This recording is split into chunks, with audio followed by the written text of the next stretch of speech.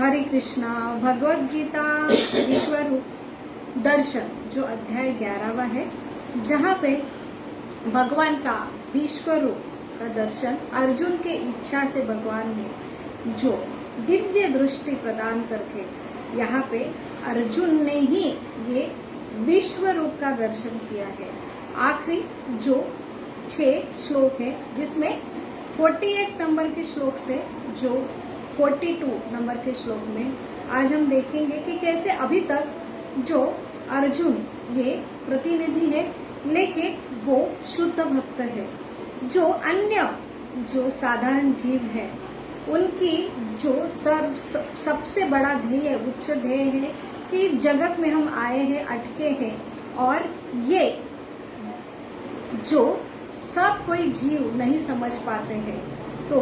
ये बहिरंगा शक्ति द्वारा आच्छादित होते हैं। इसलिए यही जगत में वो रहना चाहते हैं। इसलिए अलग अलग जो कामना है, इसलिए वो काफी अधिकतर जो जीव है वो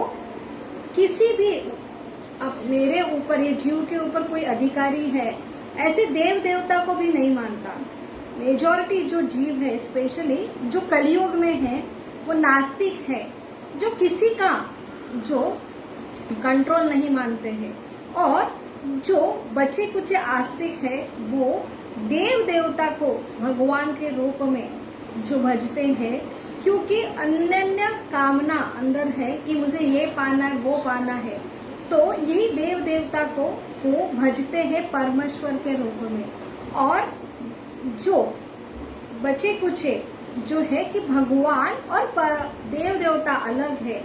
ये मान के जो भगवान जो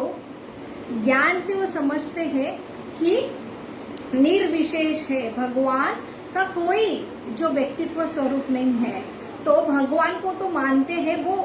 देव देवता से ऊपर है, लेकिन वो उनका कोई आकार नहीं है। ऐसे निर्विशेष ब्रह्म जो भगवान को, परमेश्वर को मानते हैं, तो बहुत ही ऐसे विरला है कि जो कृष्ण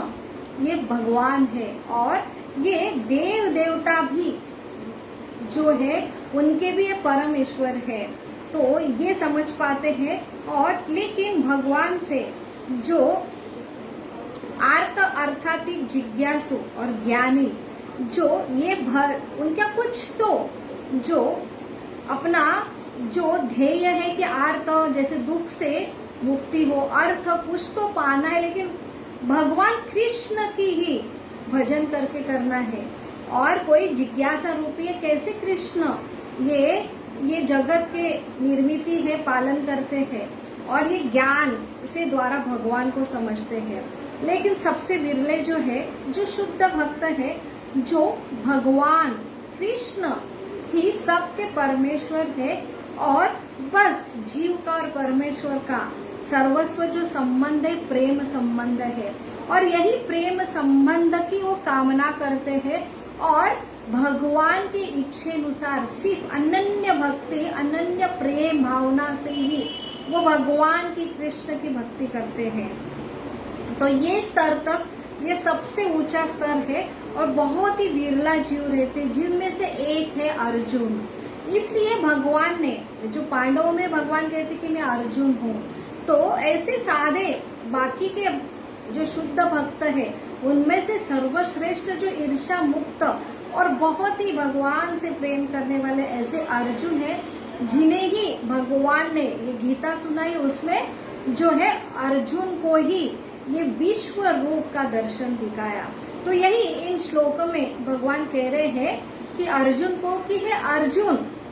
जो विश्व रूप आपने देखा है, जो आपकी इच्छा थी, और यही अर्जुन की इच्छा क्यों थी, क्योंकि शुद्ध भक्त तो जानते हैं कि कृष्ण कौन है, और उनको कोई प्रूफ की जरूरत नहीं है, लेकिन वो अन्य जीव की कल्याण हेतु कि वो भी भगवान कृष्ण को जाने, भगवान को जो है सबसे ऊपर का स्तर है, प्रेम भक्ति का जो संबंध स्थापित करे, वही जो है सर्व दुखों का मुक्ति का कारण है। और ऐसे भगवान से प्रेममय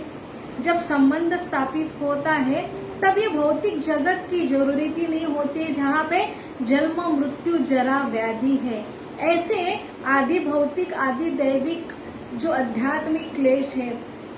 तो ये सिर्फ और सिर्फ भगवान को, जो प्रेममय, जो भगवान का संबंध जिन्होंने भूल गया, ऐसे जीवों के लिए भौतिक जगत की और ये दुखालय अशाश्वतम जो जगत की ये निर्मित होती है। इसलिए जो शुद्ध भक्त है वो खुद का जो है उनका कोई स्वार्थ नहीं रहता, लेकिन वो हमेशा अन्य जीवों के कैसे कल्याण, परम कल्याण के लिए जो कुछ कार्य करते, वही एक कार्य और इच्छा जो है विश्वरूप दर्शन के, जो भगवान को उन्होंने दिखाया कि आप जो दिखते हैं मानुष्य रूप में, अवजानान्ति माम मूढ़ा, कि मानुष्यम तनु आश्रितम, कि आप जैसे ये कृपा है भगवान की, आप द्विभुज रूप, जो मनुष्य के द्विभुज रूप में आए हैं, लेकिन आप साधारण मनुष्य जैसा आपका शरीर नहीं है। हमारा शरीर पंच महाभूत से है और उसमें अंदर सूक्ष्म शरीर, मन, बुद्धि, अहंकार और एक चेतना है। वो हमारा शरीर और ये चेतना में जो डिफरेंस है, लेकिन भगवान का जो शरीर है वो दिखने में द्विभुज रूप है, लेकिन वो सच्चिदानंद है। उनके आत्मा और शरीर में कोई अंतर नहीं है। तो यही भगवान के भक्त दर्शाना चाहते हैं, ये दिखने में हमारे जैसे है, लेकिन वही परमेश्वर है, वही सब जीवों के स्रोत है। तो यहाँ पे वो प्रूफ करने के लिए उन्होंने इच्छा की, और भगवान ये शुद्ध भक्त की इच्छा से इन्होंने विश्वरूप प्रकट किया। अभी अंतिम में जो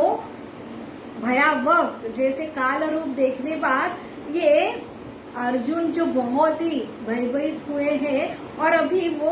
उन्होंने फिर से मांग की कि मुझे फिर से वो जो एक चतुर्भुज रूप नारायण रूप दिखाओ। तो यहाँ पे भगवान संवाद कर रहे हैं अर्जुन से कि हे अर्जुन, आपको पता है जो विश्व रूप आपने देखा है वो ना यज्ञ से, ना तप से, ना दान से, ना कठिन तपस्या से ये देखा जाता है, सिर्फ और सिर्फ जो दिव्य है। तो दिव्य का अर्थ श्लोक में बताया है कि ये दिव्य दृष्टि से ही देखा जाता है। और दिव्य दृष्टि ये दिव्य ऐसे जीवों को ही दिए जाते हैं। जो दिव्य देव जीव कौन है? जो देवता समान है। जो देवता समान कौन है? जो भगवान विष्णु को, जो कृष्ण को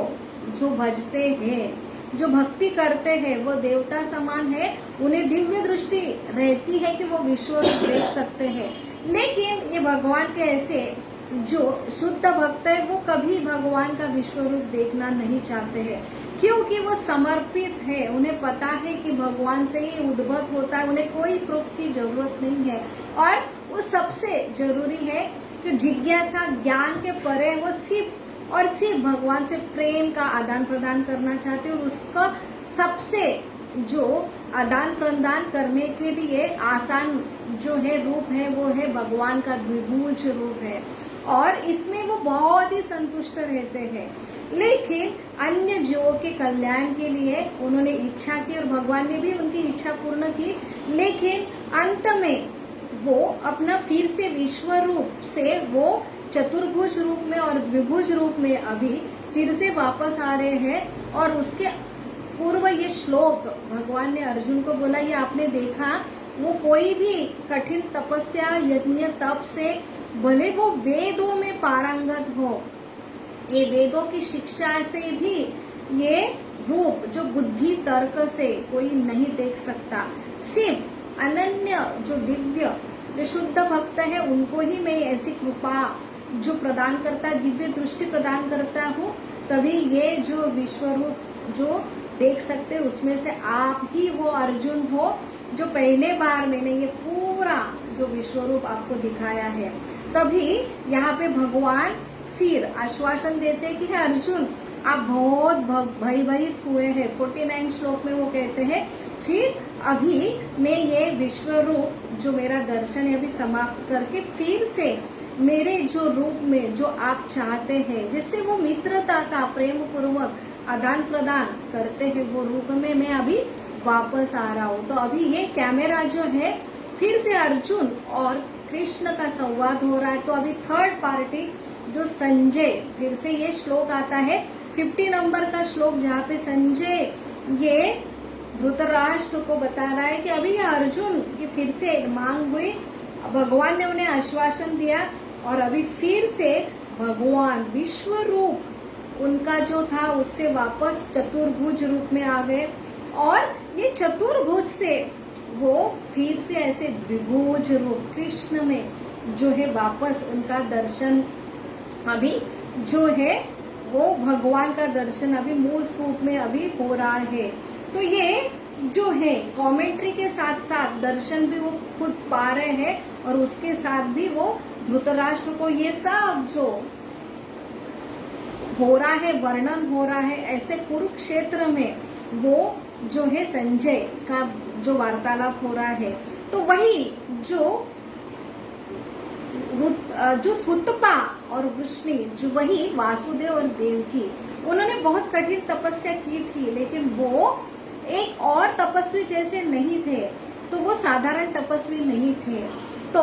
ये भगवान के ही शुद्ध भक्त है और उन्होंने ये इच्छा की थी कि हमें पुत्र के रूप में भगवान चाहिए और ऐसे ये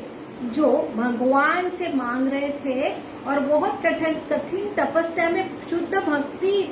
के बावजूद उन्होंने तपस्या की थी, उसके फलस्वरूप भगवान ने यही दृष्टांत जब हृदय से वो वासुदेव के हृदय में पहले प्रकट हुए और उनके हृदय से देवकी के हृदय में जो स्थलांतरित हुए, उनका जो मनुष्य का जन्म होता है वैसे ये साधारण भगवान का मनुष्य देह नहीं है, इसलिए उनका जन्म की प्रोसेस भी जो है शुद्ध वासुदेव से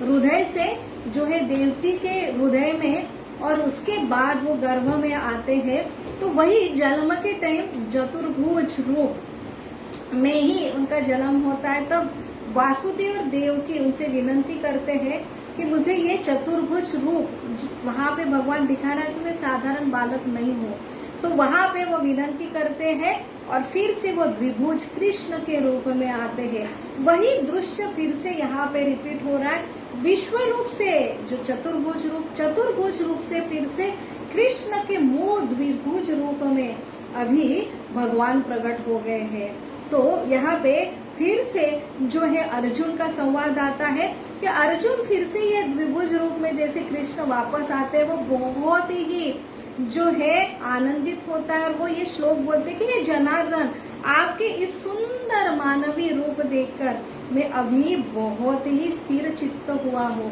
अब तक जो भयावह रूप देख के उनका मन जो बहुत अस्थिर हो गया है, फिर से भगवान का द्विभुज रूप में वो देख के वो उनके जो प्रसन्नता होती वो भगवान को प्रकट करते हैं। और यहाँ पे फिर से